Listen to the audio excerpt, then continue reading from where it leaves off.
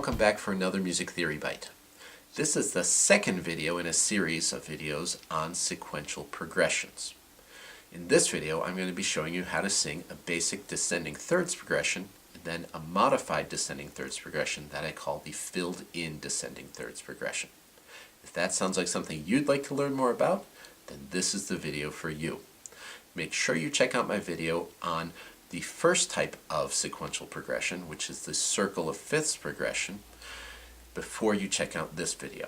Just a quick review: a sequence is musical material that's repeated on a different pitch level. There are several different types of sequences. Melodic and harmonic are the most common types, and frequently they go together. If you learn your sequential progressions, that becomes a very usable musical vocabulary that you can use to identify what's going on in a piece of music and also to create music on your own. In this video, I'm focusing on the descending thirds progression. And the descending thirds progression, played on a piano, sounds like this.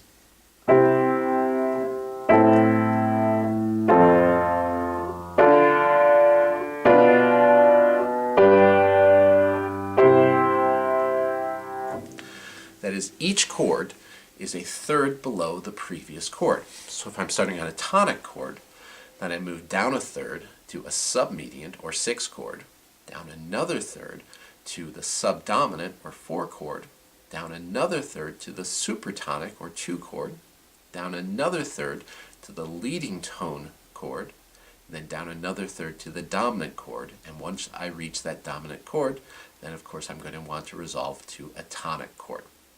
So the most basic presentation of this in the major mode is, again, I'm going to start with a root position major triad.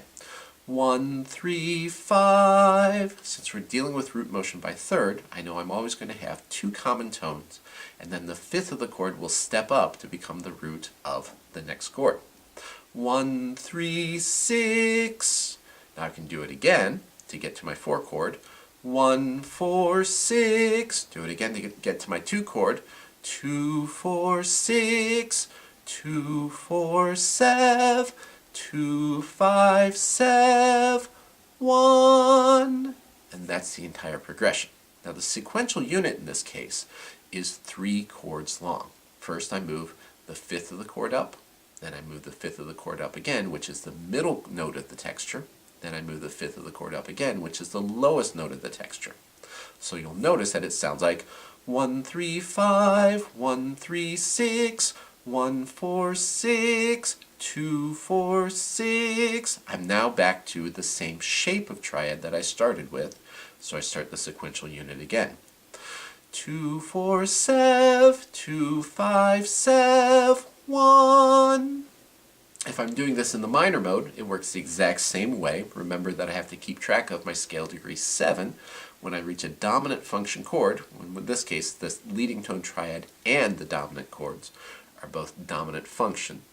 I have to raise my leading tone. So I start with a minor tonic. 1, 3, 5, 1, 3, 6, 1, 4, 6, 2, 4, 6, 2, 4, 7, 2, 5, 7, 1. Same progression, just a different mode, different shadings of some of the triads.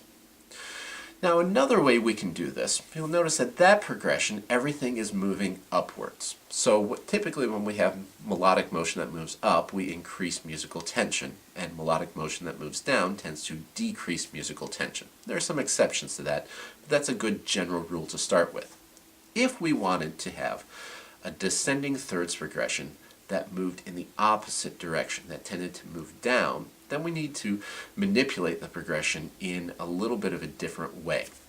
And the way that we're going to do this is we're going to use a trick that composers figured out a long time ago.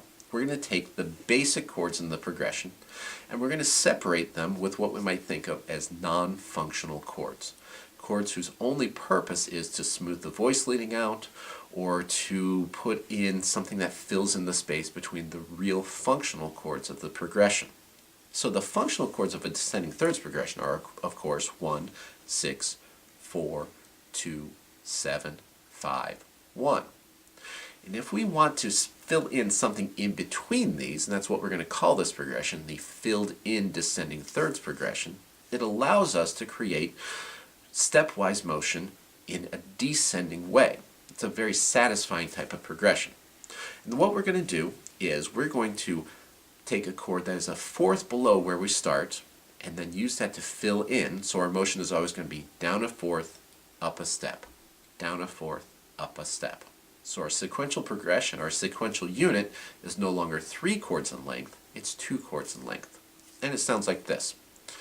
1, 3, 5, 7, 2, 5. By going down a fourth, I would simply take the root and third of that chord and have it step down.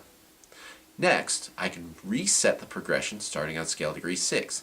6, 1, 3, 5, 7, 3. Repeat that progression again, that sequential unit again. 4, 6, 1, 3, 5, 1. I could do it again, but now since I want to follow the 3-time rule, that is, the third time I repeat something, I want to change it up on the next time so it doesn't sound funny. 2, 5, 7. I go straight to a dominant. 1.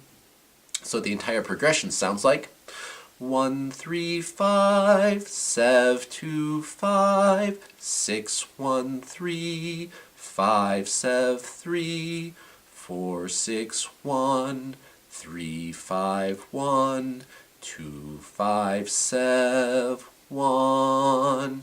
Now if you're paying attention, you'll notice that the bottom note of each of those chords creates something very familiar. 1, 7, 6, 5, 4, 3, 2, 1. It's a scale, and musicians love having scales that they can embed into their musical structure because that gives them something that they can build the musical fabric around. You'll notice also that if I started on scale degree 3, 3, that also steps down a scale. 1, 3, 5, 7, 2, 5, 6, 1, 3. So I've got 2 parallel scales moving together, which is very attractive to composers. In fact, if you're paying attention, you probably hear this progression probably 75% of the time if you're listening to commercial music, rock and roll music, pop music. It shows up all the time in there, and there are many famous classical tunes that also use this progression. Does it work in the minor mode? Well, of course. Now remember, the intervening filling in chords are non-functional chords. So that means that when I move from my 1 chord to my 5 chord, 1, 3, 5, 7, 2, 5. Ordinarily we use the raised leading tone on a 5 chord, but in this case we're going to use the subtonic because this is a non-functional chord. We're not going to use the raised leading tone until we reach the dominant near the end of the progression. So the entire progression sounds like this. 1, 3, 5, 7, 2, 5, 6, 1, 3, 5, 7, 3, 4, 6, 1, 3, 5, 1, 2, 5, 7, 1. Oftentimes people call this the Pachelbel's canon progression because that's the progression Johann Pachelbel uses in his famous piece. Well, that does it for this video. If you found it helpful, please make sure you like it. As always, feel free to leave constructive comments below. And as always, make sure you subscribe to my channel for the latest music theory bites as they become available. Until next time.